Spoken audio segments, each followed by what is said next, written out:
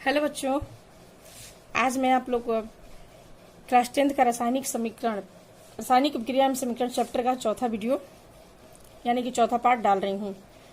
इसके पहले मैंने 3 पार्ट डाल दिया है, जिसमें मैंने बताया है। पहला पार्ट में हमने बताया था रासायनिक अभिक्रिया क्या है, रासायनिक समीकरण कैसे लिखते हैं, रासायनिक अभिक्रिया की विशेषताएं क्या होती है, अभिकारक, प्रतिफल, सब मैंने बता दिया था। और दूसरा वीडियो में मैंने आप लोग को रासायनिक समीकरण संतुलित करने बताया था।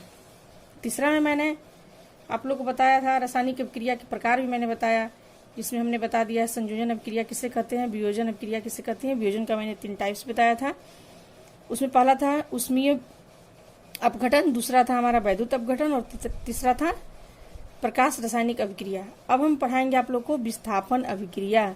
ये हमारा रासायनिक अभिक्रिया के प्रकार में ही अभी चल रहा है।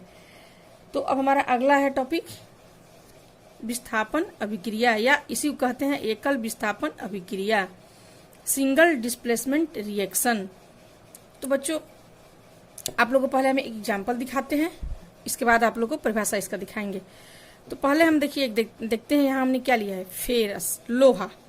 यह है कॉपर सल्फेट CuSO4, क्या बन गया FeSO4 प्लस Cu, ये हमने एग्जाम्पल लिया है। तो फेरस सल्फेट का ये विलयन है, जिसमें हम क्या डालते हैं, लोहा को डालते हैं, लोहा के छोटे छोटे या लोहा के टुकड़े को डालते हैं। तो हम देखते हैं कि ये फेरस सल्फेट बन जाता है और कॉपर अलग हो जा रहा है यहाँ। यानी कि कॉपर को कौन अलग कर रहा है, फेरस कर रहा है। कौन अलग कर रहा है, फेरस अलग कर दे रहा है कॉपर को। यानी कि फेरस जो है कॉपर को विस्थापित करके बिल्कुल अलग कर दिया है। इसी को कहते हैं हम विस्थापन। यानी कि वैसी अभिक्रिया जिसमें किसी यौगिक में उपस्थित किसी परमाणु या परमाणुओं के समूह को किसी दूसरे परमाणु द्वारा विस्थापित कर दिया जाता है। यानी कि यहाँ फेरस जो है कॉपर को देखिए बिल्कुल अलग कर दिया है, विस्थापित कर दिया है। तो यह हमारा हो गया विस्थापन अभिक्रिया। एक और हम एग्जाम्पल आपको दिखाते हैं। यहाँ पे कॉपर हमने लिया है और ये हमने विलयन लिया है सिल्वर नाइट्रेट का। अब यहाँ हम देखते हैं कि ये जो सिल्वर नाइट्रेट से सिल्वर जो है अलग हो गया है। तो इसको किसने विस्थापित किया, कॉपर ने। यानी कि कॉपर ने सिल्वर के जगह को ले लिया और सिल्वर को अलग बिल्कुल विस्थापित कर दिया। तो ये हमारा हो गया विस्थापन अभिक्रिया। इसमें बच्चों एक चीज और देखना है कि जो अधिक क्रियाशील धातु होती है वो कम क्रियाशील धातु को विस्थापित कर देती है। यानी कि इस रिएक्शन में हम देख रहे हैं कि कॉपर से ज्यादा क्रियाशील कौन सा है, लोहा है, फेरस है। और इस अभिक्रिया में हम देख रहे हैं कि सिल्वर विस्थापित हुआ है। इसको किसने किया है विस्थापित, तो कॉपर ने। यानी कि कॉपर इसमें ज्यादा अधिक क्रियाशील है और सिल्वर कम क्रियाशील है। तो हमको अब समझ में आ गया बच्चों की विस्थापन अभिक्रिया किसे कहते हैं। इसका हम परिभाषा दे दिए हैं, आप लोग देख लीजिए, नोट भी कर लीजिएगा। वह अभिक्रिया जिसमें किसी यौगिक में उपस्थित किसी परमाणु या परमाणुओं के समूह को किसी दूसरे परमाणु द्वारा विस्थापित कर दिया जाता है, उसे एकल विस्थापन अभिक्रिया कहते हैं। उसका ये सारा एग्जाम्पल मैंने आप लोग को दे दिया। एक और एग्जाम्पल हम देखते हैं नीचे। अब देखते हैं कि इसमें कम क्रियाशील अधातु का उसके यौगिकों से विस्थापन। अब देखते हैं हम क्या लिए हैं बच्चों, सोडियम ब्रोमाइड। सोडियम ब्रोमाइड में जब क्लोरीन गैस को हम प्रवाहित करते हैं तो क्या बनता है, सोडियम क्लोराइड और ब्रोमीन। यहाँ ब्रोमीन क्या हो रहा है, विस्थापित होकर के अलग हो गया। सोडियम ब्रोमाइड से ब्रोमीन अलग हो गया है और इसको विस्थापित किसने किया है बच्चों, क्लोरीन ने। क्लोरीन ब्रोमीन के जगह पे आ गया है, यानी कि ब्रोमीन विस्थापित हो गया है इधर। इससे ये जाहिर होता है कि क्लोरीन ज्यादा क्रियाशील है ब्रोमीन से, तभी तो इसको विस्थापित कर दिया है ब्रोमीन को। यहाँ से इसको हटा दिया है और इसके स्थान पे खुद क्लोरीन आ गया है, तो बन गया सोडियम क्लोराइड और ब्रोमीन। यानी ये हो गया हमारा विस्थापन अभिक्रिया। यहाँ ब्रोमीन का विस्थापन। एक नीचे और देखते हैं, इसमें पोटेशियम आयोडाइड में जब हम क्लोरीन गैस प्रवाहित करते हैं तो बनता है पोटेशियम क्लोराइड और आयोडीन। यानी कि यहाँ हमारा आयोडीन का विस्थापन हो रहा है। इसको भी किसने विस्थापित किया है, तो क्लोरीन ने। इससे साफ पता चलता है बच्चों, हम लोग को ये 2 एग्जाम्पल समझ में आता है कि ब्रोमीन और आयोडीन दोनों से ज्यादा अधिक क्रियाशील कौन है, क्लोरीन है। अब आप कहेंगे कि हमें क्रियाशीलता कैसे पता चलेगी, कौन ज्यादा क्रियाशील है कौन अधिक क्रियाशील है। तो हम धातुओं की सक्रियता श्रेणी में ऊपर स्थित धातु नीचे स्थित धातुओं को उसके यौगिक के विलय में विस्थापित कर देते हैं। यानी कि ये जो सक्रियता श्रेणी होती है, क्रियाशीलता, उसको क्रियाशीलता भी कहेंगे, ये हम लोग आगे चैप्टर में धातु में पढ़ने को मिलेगा, या फिर हम अवध सारणी में भी इसको देखेंगे। इसमें सिर्फ आप लोग को यही जानना है कि अधिक क्रियाशील धातु जो होते हैं कम क्रियाशील धातु को विस्थापित कर देते हैं, और विस्थापन अभिक्रिया किसे कहते हैं। तो ये हमारा था एकल विस्थापन अभिक्रिया। अब हम पढ़ते हैं इसमें अगला हमारा टॉपिक आता है अभिक्रिया के प्रकार में द्विविस्थापन अभिक्रिया। इसको बोलते हैं डबल डिस्प्लेसमेंट रिएक्शन। इसमें क्या होता है, उसमें एक ही तत्व को किया है, इसलिए इसको हम बोलते हैं एकल। एक तत्व नहीं, एक तत्व को विस्थापित किया है, इसलिए इसको बोलते हैं एकल। अब द्वि में क्या होगा, जब दो यौगिकों में अपने आयनों की अदला बदली करके दो नए यौगिकों का निर्माण करता है, उसे द्विविस्थापन अभिक्रिया कहते हैं। अब इसमें दो का विस्थापन होगा, दो यौगिक रहेंगे और दोनों अपने आयनों को क्या करेंगे बच्चों, अदला बदली करेंगे, और नए यौगिक का, इसमें दो नए यौगिक ही बनेंगे। दो अदला बदली होगा तो दो नए यौगिक बनेंगे, तो उसे कहेंगे हम द्विविस्थापन अभिक्रिया। अब इसको हम देख लेते हैं एग्जाम्पल से। जैसे हमने लिया है, आपको ये सिंपल सा मैंने दिखाने के लिए एग्जाम्पल लिया, एक्स वाई मान लीजिए कोई है, दो यौगिक है, और ए बी यहाँ है, एक्स वाई हुआ और ए बी, ये दो यौगिक हैं। ये क्या बन गया, एक्स और बी, ए और ई, यानी कि एक्स ए था, एक्स पे वाई था, जिसका स्थान किसने ले लिया है, बी ने ले लिया है, और ए के साथ यहाँ बी था, तो इसका स्थान किसने ले लिया है, वाई ने ले लिया है। यानी कि ए आ गया है यहाँ वाई के जगह पे, और वाई चला गया है यहाँ बी के जगह पे। यानी कि यहाँ पे दोनों यौगिकों के क्या हो रहा है, अदला बदली हो रहा है। तो ये हो गया हमारा द्विविस्थापन। इसमें बच्चों एक होता है, ये एक्स और ए, ये दोनों क्या है, धनायन है, और वाई और बी ऋणायन है, इन्हीं का अदला बदली होता है। अब अगला एक एग्जाम्पल से हम आपको दिखाते हैं। ये दो यौगिक हैं, एक हो गया NaCl और AgNO3, यानी कि सिल्वर नाइट्रेट के घोल में जब हम सोडियम क्लोराइड को प्रवाहित करते हैं तो क्या मिलता है, ये दो विलयन हुआ, सोडियम नाइट्रेट और सोडियम क्लोराइड के विलयन। तो हमें देखो यहाँ बच्चों क्या प्राप्त होता है, Na जो होता है, NO2 सोडियम जो है नाइट्रेट के साथ आ गया यहाँ, और सिल्वर के साथ क्लोरीन आ गया, यानी कि दोनों का अदला बदली हो रहा है। सिल्वर के पास कौन आ गया, नाइट्रेट आ गया, सिल्वर के पास आपको क्लोरीन आ गया, और सोडियम के पास नाइट्रेट आ गया, दोनों का अदला बदली हो गया। अब यहाँ सोडियम क्या है, धनायन है, और यहाँ सिल्वर धनायन है, और क्लोरीन ऋणायन है, और नाइट्रेट ऋणायन है। तो एक धन और एक ऋण, ऐसे जो टूटता है जब आवन तो ऐसे बना है, देखिए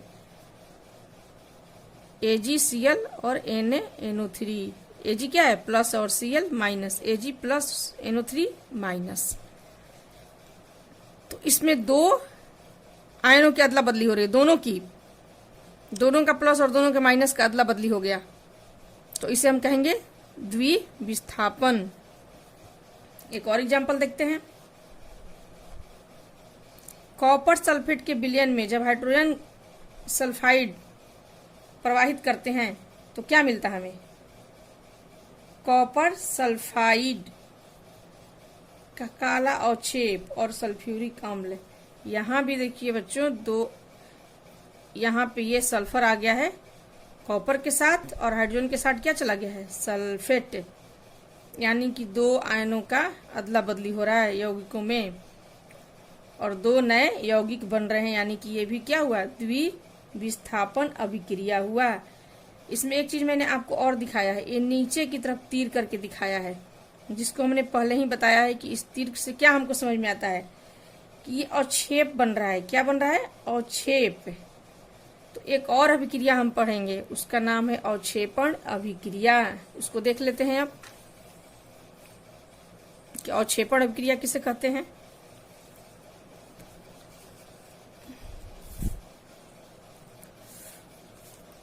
अवक्षेपण अभिक्रिया वैसी रासायनिक अभिक्रिया है जिसमें किसी अवक्षेप का निर्माण होता है, उसे अवक्षेपण अभिक्रिया कहते हैं। वही उसी एग्जाम्पल को बच्चों में फिर देखते हैं, जैसे सोडियम क्लोराइड है और सिल्वर नाइट्रेट। सोडियम क्लोराइड का विलयन और सिल्वर नाइट्रेट के विलयन से क्या बनता है? हमें AgCl सोडियम क्लोराइड का अवक्षेप प्राप्त होता है। अवक्षेप हम पहले ही आप लोग को बता चुके होते हैं कि अवक्षेप क्या होता है। जैसे मैंने आप लोग एग्जाम्पल में दिया था कि जैसे हम घर में भी आप सिंपल सा देख सकते हैं, जो हमारा जो दही होता है उसको जब हम लोग मथते हैं तो उसमें से क्या होता है, छाछ अलग हो जाता है और मक्खन अलग निकल जाता है। तो जब मक्खन क्या होता है, अवक्षेप के रूप में हम लोग को प्राप्त हो जाता है। उसी तरह से यहाँ जब सोडियम, हाँ तो बच्चों उसी तरह से हम देखते हैं कि यहाँ सोडियम क्लोराइड और सिल्वर नाइट्रेट का जो विलयन है उसमें से हमें क्या मिलता है, दोनों को मिलाते हैं तो सिल्वर क्लोराइड का अवक्षेप प्राप्त होता है। तो उसे हम कहते हैं, वैसे अभिक्रिया को कहते हैं अवक्षेपण अभिक्रिया, जिससे हमें जिस अभिक्रिया में हमें अवक्षेप का प्राप्ति होता है, अवक्षेप का निर्माण होता है, उसे कहते हैं अवक्षेपण अभिक्रिया। अब अगला हम पढ़ते हैं उदासीनीकरण अभिक्रिया। ये सारी अभिक्रियाएं अभी अभिक्रिया के प्रकार में चल रहा है। अब उदासीनीकरण अभिक्रिया क्या? उदासीन से समझ आता है कि न्यूट्रल, उदासीन, एक दूसरे गुण को उदासीन कर देना। वह अभिक्रिया जिसमें कोई अम्ल किसी क्षार के साथ अभिक्रिया करके लवण और जल बनाता है, उसे उदासीनीकरण अभिक्रिया कहते हैं। जैसे कोई एक अम्ल ले लिए, जैसे HCl हाइड्रोक्लोरिक अम्ल, क्षार ले लिए, क्षार में आ गया आपको NaOH सोडियम हाइड्रोक्साइड, क्या बना दिया? सोडियम क्लोराइड, लवण और जल। इसका कहने का मतलब है कि जो हमारा अम्ल और क्षार का गुण है वो बिल्कुल खत्म हो जाता है। ये एक दूसरे के गुण को क्या करते हैं, नष्ट कर देते हैं और एक नया चीज बन जाता है, उसको कहते हैं लवण। इसमें बना हमारा सोडियम क्लोराइड, वो क्या है? लवण है। इसे कहते हैं उदासीनीकरण अभिक्रिया। एक और देखते हैं एग्जाम्पल, सल्फ्यूरिक अम्ल H2SO4 और पोटेशियम हाइड्रोक्साइड, ये क्षार है, दोनों मिलकर कौन सा लवण बनाते हैं? पोटेशियम सल्फेट, ये लवण बन गया, और जल। तो ये हुआ हमारा बच्चों उदासीनीकरण अभिक्रिया। वह अभिक्रिया जिसमें कोई वह अभिक्रिया जिसमें कोई अम्ल किसी क्षार के साथ अभिक्रिया करके क्या बनाता है? लवण और जल बनाता है, उसे कहते हैं उदासीनीकरण अभिक्रिया। ओके बच्चों, अब अगला हम पढ़ते हैं ऑक्सीकरण और अवकरण अभिक्रिया। अब इसको देख लेते हैं, ये भी बहुत इंपॉर्टेंट है आप लोग के लिए। ऑक्सीकरण और अवकरण को एक साथ मिला के हम बोलते हैं रेडॉक्स अभिक्रिया। पहले हम एक एक करके देखेंगे ऑक्सीकरण किसे कहते हैं, अवकरण किसे कहते हैं। ऑक्सीकरण को हम लोग उपचयन कहते हैं और अवकरण को अपचयन भी कहते हैं, और दोनों को मिला करके क्या बोलते हैं? रेडॉक्स अभिक्रिया। तो पहले एक एक करके हम देखते हैं। तो पहले हम देखते हैं ऑक्सीकरण, उपचयन। ऑक्सीकरण वैसी रासायनिक अभिक्रिया है जिसमें किसी तत्व या यौगिक से ऑक्सीजन का संयोग या किसी ऑक्सीजन से हाइड्रोजन का निष्कासन होता है। ऑक्सीकरण में क्या होता है बच्चों? ऑक्सीजन का संयोग और हाइड्रोजन का निष्कासन। तो वैसी अभिक्रिया जिसमें ऑक्सीजन का संयोग और हाइड्रोजन का निष्कासन होता है, उसे हम कहते हैं ऑक्सीकरण अभिक्रिया।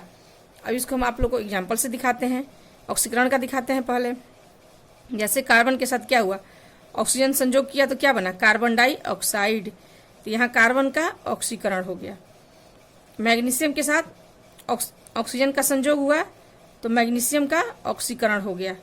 यानी कि इसमें क्या हो रहा है? दोनों में ऑक्सीजन का संयोग हो रहा है। अब एक और चीज इसमें है कि ऑक्सीजन का संयोग या हाइड्रोजन का निष्कासन।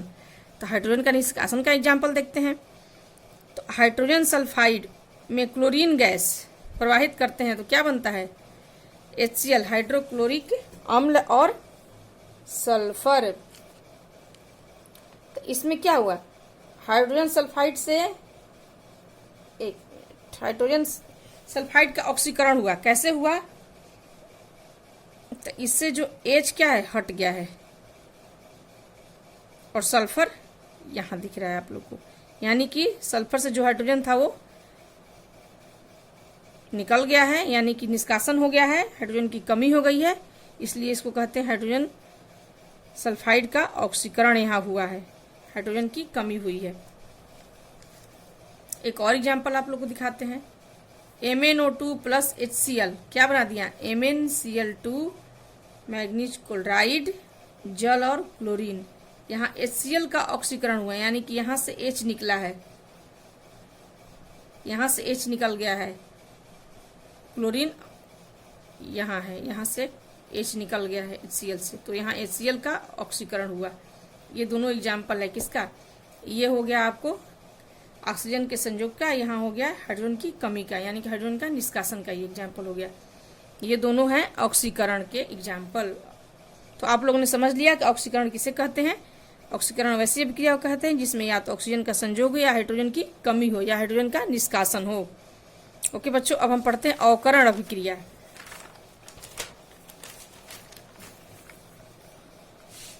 अवकरण अभिक्रिया किसे कहते हैं। वैसी रासायनिक अभिक्रिया है जिसमें किसी तत्व या यौगिक के साथ हाइड्रोजन का संयोग या किसी यौगिक से ऑक्सीजन का निष्कासन होता है। यानी कि अवकरण जो है ऑक्सीकरण के ठीक उल्टा हो गया, इसको अपचयन भी कहते हैं। उसमें था कि ऑक्सीजन का संयोग था और हाइड्रोजन की कमी थी, और इसमें क्या है कि हाइड्रोजन का संयोग है, ऑक्सीजन की कमी है या ऑक्सीजन का निष्कासन होता है, ठीक उसके उल्टा हो गया, उसे कहते हैं अवकरण। अब इसका एग्जाम्पल देखते हैं हम। तो पहले हम देखते हैं हाइड्रोजन का योग या हाइड्रोजन का संयोग का। हाइड्रोजन क्लोरीन के साथ संयोग करके क्या बनाता है, HCl हाइड्रोजन क्लोराइड। इसमें क्या हुआ, क्लोरीन हाइड्रोजन से जुड़ा है, यानी कि यहाँ क्लोरीन का अवकरण हो रहा है। हाइड्रोजन से ऑक्सीजन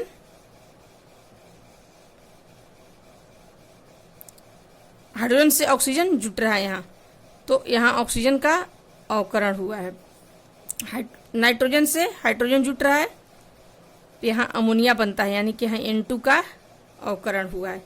तीनों में क्या हो रहा है, हाइड्रोजन जुट रहा है, यहाँ भी और यहाँ भी, तो इसलिए ये हो गया अवकरण अभिक्रिया का एग्जाम्पल। अब देखते हैं ऑक्सीजन की कमी वाला एग्जाम्पल देखते हैं।